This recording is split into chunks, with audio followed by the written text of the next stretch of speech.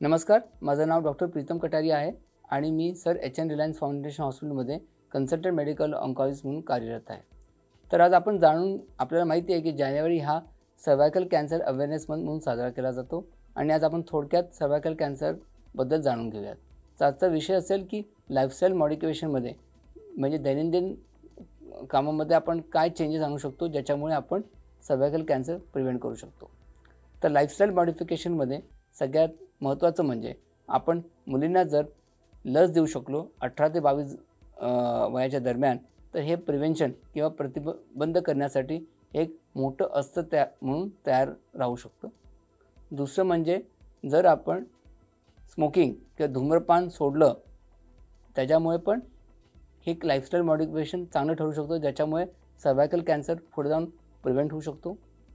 तिसरं म्हणजे फळ आणि फ्रूट आपण जास्त प्रमाणे आपल्या आहारामध्ये घेतले तर हेही आपल्याला एक चांगली गोष्ट ठरू शकते.